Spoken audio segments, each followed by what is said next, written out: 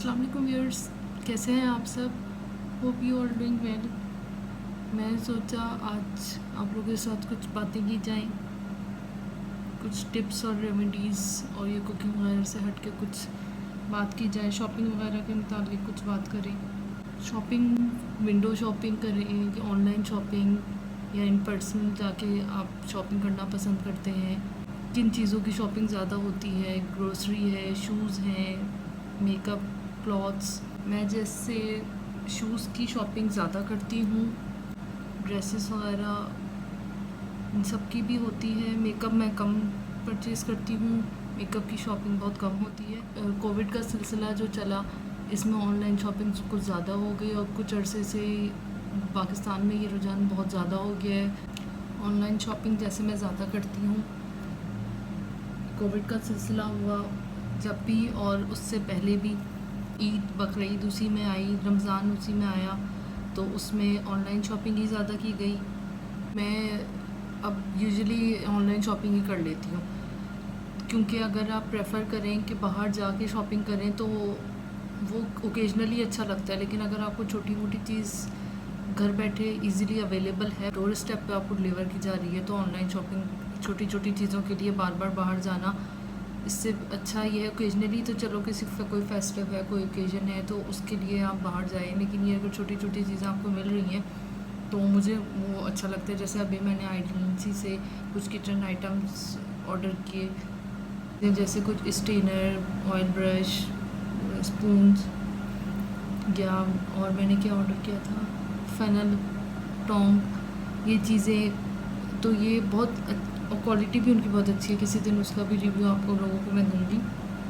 मेरा ज़्यादातर focus bags और शूज़ पे होता है, शूज़ लेना। और ये एक आपने कहावत भी सुनी ही होगी शायद कि इंसान के एक पर्सनैलिटी का अंदाज़ा उसके शूज़ से किया जा सकता है, आप उसको जज कर सकते हैं।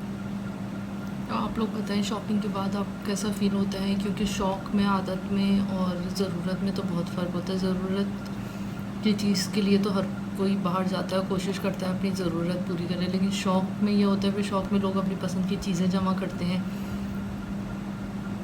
शॉपिंग का शौक़ जिन लोगों का होता है वो हर तरह की शॉपिंग करके बहुत खुश होते हैं। जैसे मैं ज़रूरत के तहत करती हूँ, लेकिन ये है कि जब भी आप शॉपिंग के लिए मैं बाहर जाऊँगी तो मैं बहुत टाइम लगाती हूँ, एक एक चीज़ को देख के, उसको सोच के समझ के, एक शॉप पे मैं जाके फ़ौरन नहीं लेती। बहुत टाइम मेरा बहुत टाइम स्पेंड होता है। अगर आप मुझे शॉपिंग के लिए बहुत ज़्यादा मैं जाती नहीं हूँ, लेकिन जब भी मैं जाती हूँ तो उसके लिए मेरा पूरा दिन भी निकल जाता है। पूरा दिन मुझे चाहिए होता है शॉपिंग के लिए, किसी भी चीज़ की हो।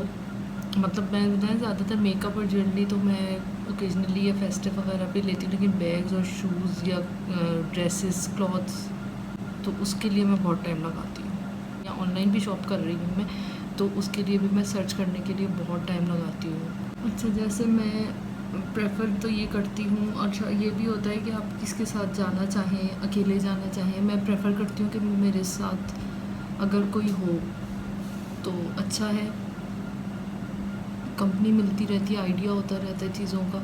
लेकिन अगर कोई ना भी हो तो मुझे कोई मसला नहीं है, मैं जा सकती हूँ बहुत आसानी से।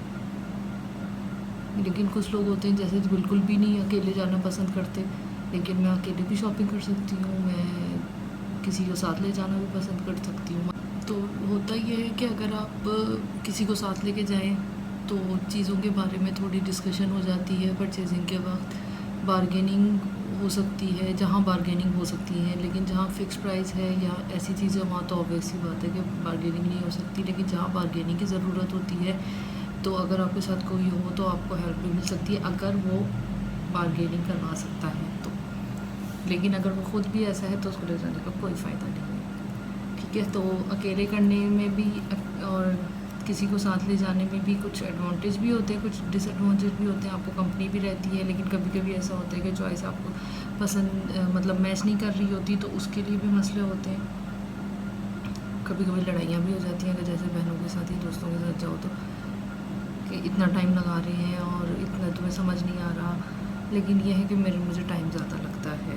प्रोडक्ट्स अब ऑनलाइन आ रही हैं। ऑनलाइन शॉपिंग का सबसे बड़ा ड्रॉबैक ये है कि अब उसमें प्रोडक्ट्स जो आ रही हैं तो उसमें आपको नहीं पता होता, कभी कभी मैल फंक्शन चीज़ भी आ जाती है, तो वो फिर रिटर्न करना और उसके बाद आगे एक्सचेंज में कोई चीज़ लेना, क्या पता वो आइटम है उनके पास, क्या पता नहीं है।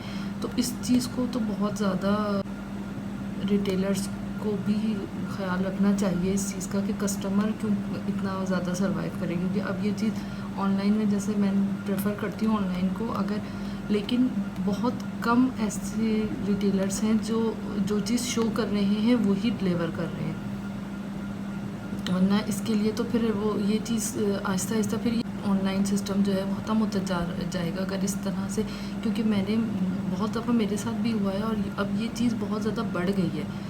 वरना तो जो चीज़ पहले ब्रांड्स ने शुरू किया है, उनकी भी जो चीज़, कभी कभी ब्रांड्स में भी ये चीज़ आ जाती है कि अगर आप कोई चीज़ ऑर्डर कर रहे हैं वो आपको शो की जा रही है बट वो डिलीवर आपको नहीं की जा रही। इस चीज़ के लिए तो रिटेलर्स को थोड़ा सा ख्याल कस्टमर का भी रखना चाहिए, एटलीस्ट जो चीज़ शो कर रहे हैं डिलीवर तो वही करें। आपकी वेबसाइट्स को अपडेट रखें, अपने पेजेस को अपडेट रखें कि जो अगर आपके पास वो आइटम नहीं है अवेलेबल तो उसको टैग करें कि ये सोल्ड आउट है या नॉट अवेलेबल। मतलब इस चीज़ के लिए थोड़ा सा परेशानी फिर उठानी पड़ती है। मेकअप तो मेरे पास इतना ज़्यादा है नहीं, बस लिपस्टिक्स वगैरह के लिए और ये मस्कारा, लाइनर वगैरह ये सब लशियस का यूज़ करती हूँ। इसकी प्रोडक्ट्स मुझे अच्छी लगती हैं। लिपस्टिक्स के और लिप ग्लॉस की प्राइसेस भी इतनी ज़्यादा नहीं हैं एंड ये इतनी ज़्यादा मैट भी नहीं होती, मतलब आपके इसको क्या कहना चाहिए, लिप्स को ड्राई नहीं करती हैं आपके प्रोडक्ट। मैं ज़्यादा लिपस्टिक्स और मस्कारा ये ज़्यादा यूज़ करती हूँ और ज़्यादा कुछ मेकअप में इतना यूज़ भी नहीं करती। यही चीज़ें हैं बस जो थोड़ी बहुत शॉपिंग करते वक्त आप खुद भी पर्सनली करते होंगे, मद्देनज़र रखते हैं। तो अपने रिव्यू ज़रूर दीजिएगा, फीडबैक दीजिएगा, कमेंट्स में बताइएगा। जब तक के लिए टेक केयर, अल्लाह हाफिज़।